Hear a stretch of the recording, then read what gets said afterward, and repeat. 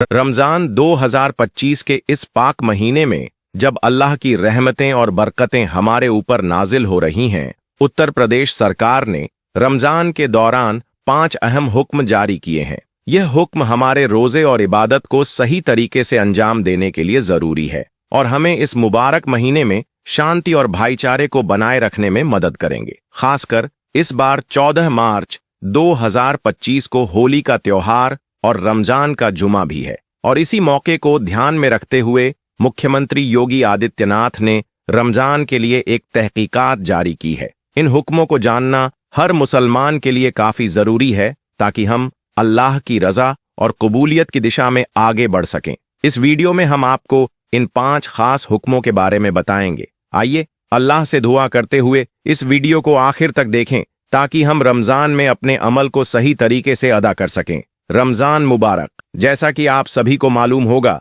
उत्तर प्रदेश के मुख्यमंत्री योगी आदित्यनाथ को मुसलमानों के खिलाफ अजीबोगरीब बयान देने के लिए जाना जाता है। जब से योगी सरकार बनी है तब से हर बार मुसलमानों के त्योहारों पर यही खतरा बना रहता है कि इस बार सरकार की तरफ से क्या एडवाइजरी आएगी, क्या हमें त्योहार मनाने की इजाजत मिलेगी या नहीं। यह खतरा हमेशा बना रहता है। योगी सरकार ने पहले मुहर्रम, फिर बकरी ईद, फिर ईद और अब रमजान के महीने को लेकर एडवाइजरी जारी की है और 5 नए उसूल बनाए हैं। सरकार ने अपने आला अधिकारियों से कहा है कि वे रमजान के महीने में इन 5 उसूलों का सख्ती से पालन करवाएं और अगर कोई इनका उल्लंघन करता है तो उस पर कड़ी से कड़ी कार्रवाई की जाए। पहला सख्त हुक्म यह है कि इस बार रमजान के महीने में सड़क पर कोई भीड़ इकट्ठा नहीं होने पाए, यानी किसी भी जगह पर भीड़ जमा होकर खड़ी नहीं हो सके। खास रूप से 14 मार्च 2025 को इस बात का खास ख्याल रखा जाएगा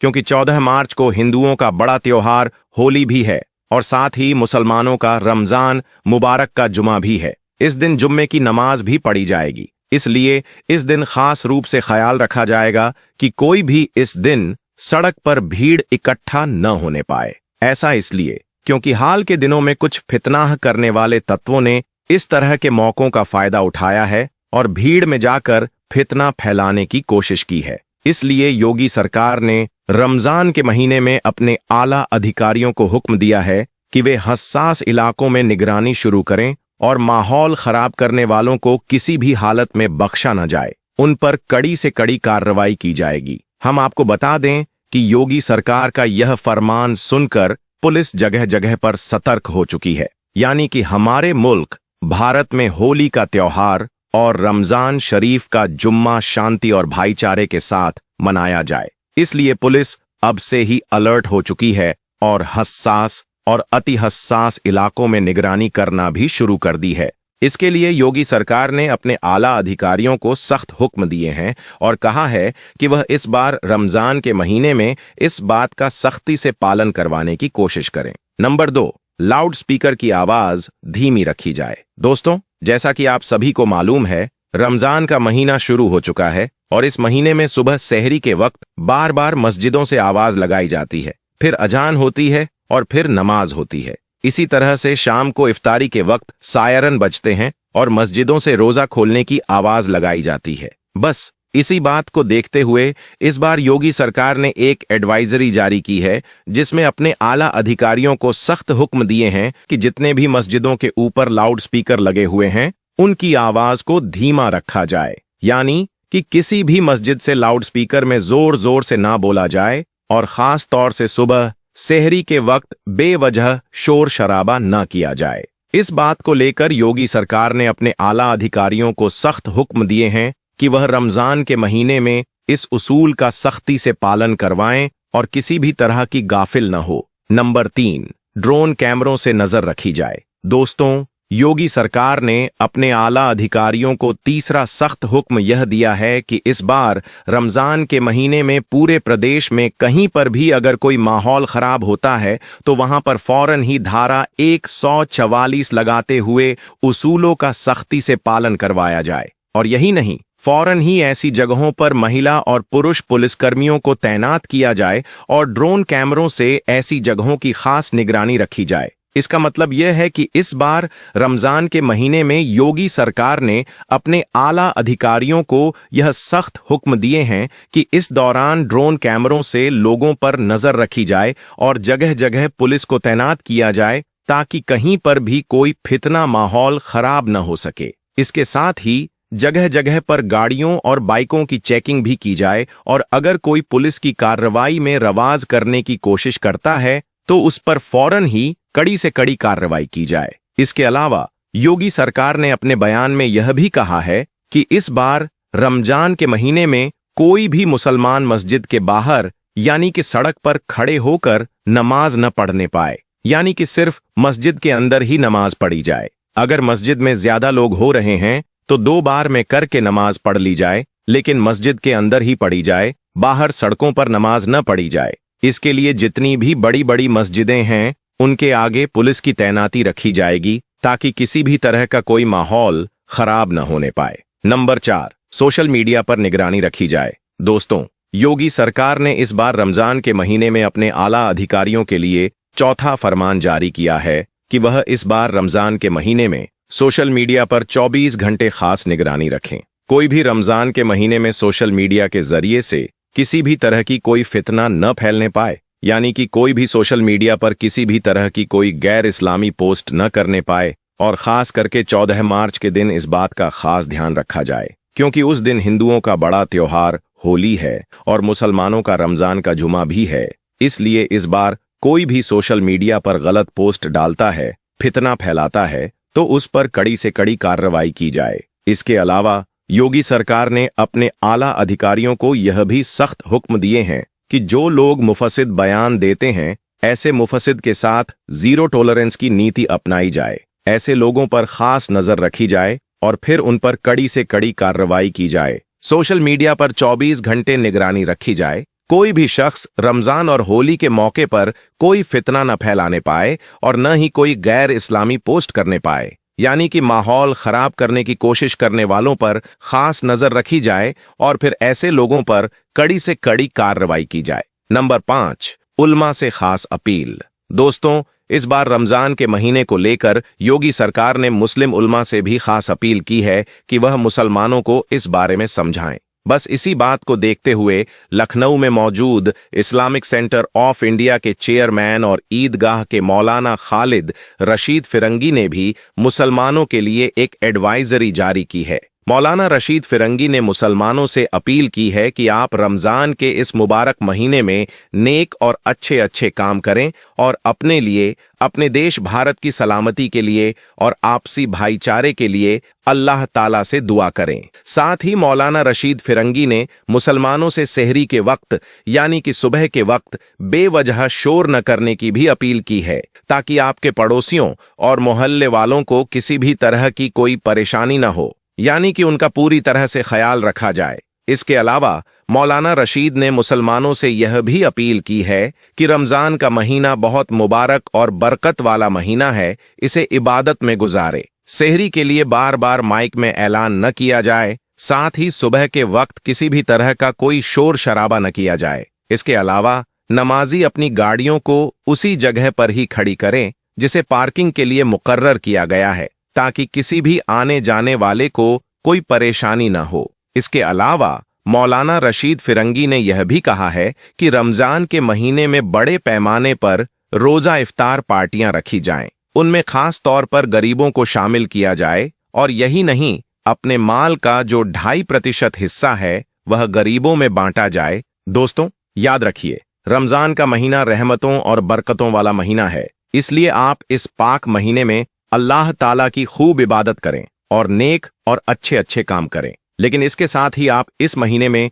कोई भी ऐसा वैसा काम न करें जिसकी वजह से आपको या फिर आपकी कौम को किसी भी तरह की कोई परेशानी का सामना करना पड़े। इसलिए आप इस महीने में कोई भी गलत काम न करें और इन 5 नियमों का आप सख्ती के साथ पालन करें। अल्लाह ताला से दुआ है कि अल्लाह पाक हम सबको रमजान के इस मुबारक महीने में बुराई से दूर रखे और नेक और अच्छे अच्छे काम करने की तौफीक अता फरमाए। आमीन, अल्लाहुम्मा आमीन। एक बार आप भी कमेंट बॉक्स में आमीन जरूर लिख दें। आज हम आपको औरतों के 2 ऐसे काम बताने वाले हैं जिनके बारे में अल्लाह के प्यारे नबी हजरत मोहम्मद सल्लल्लाहु अलैहि वसल्लम ने फरमाया है कि रमजान से पहले पहले औरतें इन दो कामों को करना बंद कर दें, वरना रमजान के मुबारक महीने में उनका कोई भी रोजा और कोई भी इबादत अल्लाह की बारगाह में कबूल नहीं होगी। ऐसी औरतें रमजान में रोजा रखकर भी तबाह और बर्बाद हो जाएंगी। इसलिए यह जानकारी आप सभी के लिए बहुत खास है। आप इसे आखिर तक जरूर देखें और आप सबसे यह गुजारिश है कि आप इस वीडियो को शेयर जरूर कर दें ताकि रमजान से पहले पहले यह वीडियो ज्यादा से ज्यादा इस्लामिक माँ बहनों के पास में पहुंच जाए। तो चलिए दोस्तों शुरू करते हैं। दोस्तों, रमजान के महीने का हर मुसलमान बड़ी बेसब्री से इंतजार करता है क्योंकि इस महीने में नेकियों का मोल बढ़ जाता है। एक नेक काम के बदले में 70 नेकियां मिलती हैं। यही वजह है कि रमजान के मुबारक महीने में हर मुसलमान बुराइयों से दूर हो जाता है और अल्लाह पाक की इबादत में लग जाता है। मगर क्या आप जानते हैं कि इस दुनिया में दो बदनसीब औरतें ऐसी भी हैं जिनके बारे में अल्लाह के प्यारे नबी सल्लल्लाहु अलैहि वसल्लम ने फरमाया है कि अगर औरतें रमजान से पहले पहले इन दो कामों को करना बंद नहीं करती तो ऐसी औरतों की कोई भी इबादत, कोई भी रोजा अल्लाह की बारगाह में कबूल नहीं होगा, बल्कि ऐसी औरतें रमजान में रोजा रखकर भी तबाह और बर्बाद हो जाएंगी। नंबर 1, हया और पाकीज़गी। दोस्तों, प्यारे नबी सल्लल्लाहु अलैहि वसल्लम ने फरमाया है कि रमजान के आने से पहले हर औरत पर यह लाजिम है कि वह बेहयाई को छोड़ दे और अपने किरदार में हया और पाकीज़गी को शामिल कर ले। याद रखें, रमजान सिर्फ खाने पीने से रुकने का नाम नहीं है, भूखे प्यासे रहने का ही नाम नहीं है, बल्कि दिल, नजर और जुबान की पाकीज़गी भी है। अगर कोई औरत रमजान के मुबारक महीने में भी पर्दे से गाफिल रहती है, अपनी जबान को बेहुदा बातों से नहीं रोकती, अपनी नजरें झुकाने के बजाय दूसरों को देखने में मसरूफ रहती है, तो समझ लीजिए कि शैतान ने उसकी नीयत में फितना डाल दिया है। अल्लाह ताला ने खुद इरशाद फरमाया है कि बेशक जो लोग पाकीज़गी से इफ्तार करते हैं उनसे वह बहुत मोहब्बत करता है। इसका मतलब यह है कि अगर कोई औरत रमजान के मुबारक महीने में भी अपनी हया को महफूज नहीं रखती, अपनी गैरत को महसूस नहीं करती, तो ऐसी औरत की कोई भी इबादत रमजान में कबूल नहीं होगी, बल्कि ऐसी औरत रमजान में रोजा रखकर भी तबाह और बर्बाद हो जाएगी। अल्लाह के प्यारे नबी सल्लल्लाहु अलैहि वसल्लम ने इरशाद फरमाया है कि हया ईमान का हिस्सा है और अगर औरत की हया खत्म हो जाती है तो फिर उसका ईमान भी खतरे में पड़ सकता है। याद रखें, हया वह रोशनी है जो औरत के किरदार को चमका देती है और बेहयाई वह अंधेरा है जो उसके नसीब को बर्बाद कर देता है, क्योंकि औरत की सबसे बड़ी इज्जत ही उसकी पाकदामनी है और एक मर्द की सबसे बड़ी जिम्मेदारी है अपनी बीवी की हिफाजत करना। दोस्तों, इस वक्त आप इंस्टाग्राम खोलकर देखें, आप खुद समझ जाएंगे कि आज कितनी मुसलमान बहनें इस दलदल में फंसी हुई हैं और अपनी आखिरत को बर्बाद कर रही हैं। एक जमाने की बात है, एक औरत अपनी हया और पाकीज़गी से बहुत मशहूर थी, मगर उसका इम्तिहान अभी बाकी था। उसका शौहर एक ताजिर था जो हर वक्त सफर में रहता था। वह औरत अकेले अपने रब के साए में अपनी जिंदगी गुजार रही थी। वह जब भी बाजार से गुजरती तो लोग उसकी इज्जत की कदर किया करते थे। इस कदर वह नेक दिल औरत थी, क्योंकि उसे पता था कि एक औरत की इज्जत उसकी चादर में नहीं बल्कि उसकी नीयत में होती है। अगर नीयत पाक साफ हो तो फिर दुनिया का कोई भी तूफान उसे गिरा नहीं सकता। लेकिन याद रखें, आजमाइश हमेशा पाकीज़ा दिलों पर ही आती है। एक दिन एक जालिम हकीम की नजर इस औरत पर पड़ गई। वह इसके हुस्न से नहीं बल्कि इसकी हया से मुतासिर हुआ, इसलिए वह इसे देखते ही इस पर फिदा हो गया, क्योंकि वह जानता था कि जो चीज दुनिया में कामयाब है वही चीज सबसे ज्यादा कीमती है। इसके बाद उस जालिम हकीम ने हर तरह से उस औरत को खरीदने की कोशिश की, दौलत, ताकत और यहां तक कि धमकियां भी दी, मगर वह औरत तो एक चट्टान की तरह मजबूत रही। वह जानती थी कि जो औरत दुनिया के खौफ से झुक जाए वह अल्लाह के यहां बुलंद नहीं हो सकती, और जो औरत अल्लाह के खौफ में जीना सीख लेती है तो फिर यह दुनिया उसके कदमों में गिरने पर मजबूर हो जाती है। फिर जब यह औरत उस जालिम हकीम के झांसे में नहीं आई तो उसने उस औरत को कैद करने का हुक्म दे दिया, मगर यह औरत फिर भी टस से मस नहीं हुई और बार बार इनकार करती रही। इस तरह से फिर यह औरत उस जालिम हकीम के कैद खाने में कैद हो गई। फिर ऐसे ही करते करते दिन गुजरते रहे, लेकिन इसने कभी भी अपनी इज्जत पर कोई आंच नहीं आने दी। अब कैद में रहने की वजह से उसकी सेहत बहुत कमजोर हो गई थी, उसका चेहरा मुरझा गया था, लेकिन उसकी रूह चमक रही थी,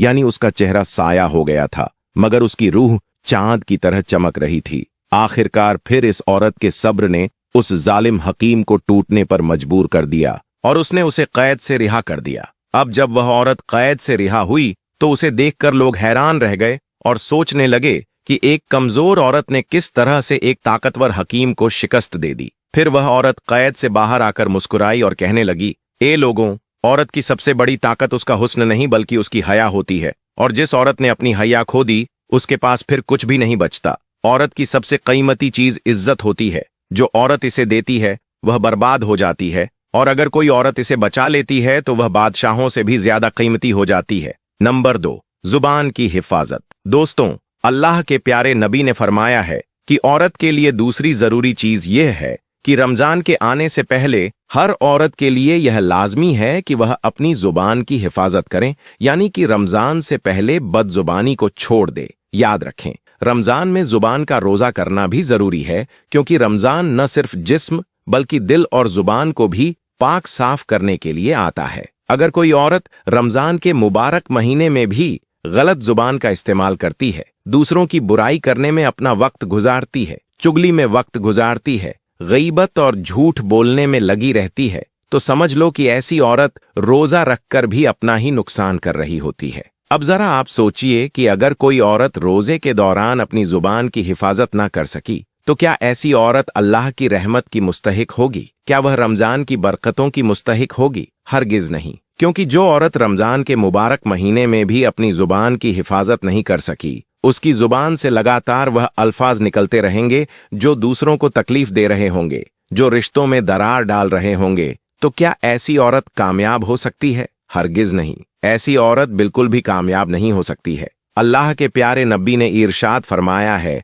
कि जिसने रमजान के महीने में झूठ और गलत काम करना नहीं छोड़ा तो उसे भूखे प्यासे रहने की कोई जरूरत नहीं है। याद रखें, इंसान का सबसे बड़ा दुश्मन उसकी अपनी जुबान ही है। जो कोई अपनी जुबान को काबू में नहीं रख सकती, वह अपनी इज्जत और नेकी को बर्बाद कर देती है। और जो औरत अपनी जुबान के वार से दूसरों के दिल को जख्मी करती है, तो ऐसी औरत खुद भी कभी खुश नहीं रह सकती। बनी इजराइल में एक औरत थी जिसकी जुबान बहुत तेज और बेकाबू थी। हर वक्त वह अपनी जुबान को तेज छुरी की तरह चलाती रहती थी। वह अपनी बातों में दूसरों की इज्जत का ख्याल नहीं रखती थी। हर बात पर वह तंज करती थी। वह अपनी जुबान से जख्म देने को अपनी इज्जत समझती थी। वहीं पर दूसरी ओर उसका शौहर एक नेक दिल इंसान था। वह हमेशा सब्र से उसकी सख्त बातों को भी बर्दाश्त कर रहा था। हालांकि उसने कई बार अपनी बीवी को समझाया भी कि बेगम, जुबान का जख्म तलवार के जख्म से भी ज्यादा गहरा होता है, क्योंकि तलवार का जख्म तो भर जाता है लेकिन जुबान से दिए हुए जख्म कभी नहीं भरते। मगर उसकी बीवी को कभी भी अपनी गलती का एहसास नहीं हुआ। वह तो समझती थी कि अल्फाज बस जुबान में उठ जाते हैं, इनका कोई हिसाब नहीं होता। फिर एक दिन वह औरत अपने किसी वक्त की कही हुई बात को लेकर खुद फंसी। उसके तंज और जुबान के द्वारा दिए गए जख्मों की वजह से किसी औरत ने उससे नाराज होकर उसकी बातों को दूसरों तक पहुंचा दिया। अब उसकी जुबान की वजह से उसके खुद के रिश्तों में दरार आ गई। लोग उसकी इज्जत खोने लगे। अब वह औरत सोचने लगी कि उसका क्या होगा। उसकी जुबान ने जिस तरह से दूसरों को चोट पहुंचाई थी, उसी तरह वह खुद भी बर्बाद हो गई थी। तब उसे समझ में आया कि जुबान से किए गए जख्म कभी नहीं भरते। वह अपने पति के पास गई और बोली, अब मुझे समझ आ गया है, मुझे अपनी जुबान पर काबू पाना होगा। जब मैंने गलत बातें कहीं तो न सिर्फ मैंने दूसरों को नुकसान पहुंचाया बल्कि अपनी इज्जत भी खो दी। अब मुझे सच्चे दिल से तौबा करनी है और अपनी जुबान की हिफाजत करनी है। उसके शौहर ने उसे समझाया, इंशाअल्लाह अब तुम समझ गई हो। याद रखो, अल्लाह के नबी ने हमें सिखाया है कि हमारी जुबान ही हमारा सबसे बड़ा दुश्मन बन सकती है अगर हम उसका सही इस्तेमाल नहीं करते। अब वह औरत अपनी जुबान की हिफाजत करने लगी और लोगों से हमेशा अच्छे तरीके से पेश आने लगी। उसने अब समझ लिया था कि जुबान से किए गए जख्म कभी नहीं भरते, और जो अपनी जुबान से दूसरों को तकलीफ देता है वह खुद कभी भी अल्लाह की रहमत के काबिल नहीं हो सकता। वह औरत अब हर वक्त अपनी जुबान का इस्तेमाल अच्छाई के लिए करती थी और दूसरों की इज्जत का ख्याल रखती थी। अगर आपको इस वीडियो से कोई फायदा हुआ हो और यह आपके लिए मकसद साबित हुआ हो तो कृपया इस वीडियो को लाइक करें, साथ ही इसे अपने मुस्लिम भाइयों और बहनों के साथ शेयर करें। अगर आपने अभी तक हमारे चैनल को सब्सक्राइब नहीं किया है तो तुरंत सब्सक्राइब करें ताकि आप रोजाना तालीम और हिदायत के सही रास्ते को प्राप्त कर सकें। हम आपके लिए तज़किरा और सच्चे राह की शिक्षा देने की पूरी कोशिश करते हैं और आपके सपोर्ट की हमें बहुत ज़रूरत है। हमारी दुआ है कि अल्लाह ताला हमें और आपको सही रास्ते पर चलने की तौफीक दे और हमारी सारी कोशिशों को अपनी बारगाह में कबूल करे। अल्लाह ताला हमें अपनी मदद और रहमत दे। आपका सपोर्ट हमें और बेहतर बनाने की ताकत देता है। हम आपके अमल के लिए दुआगू हैं। जज़ाकमुल्लाह खैर।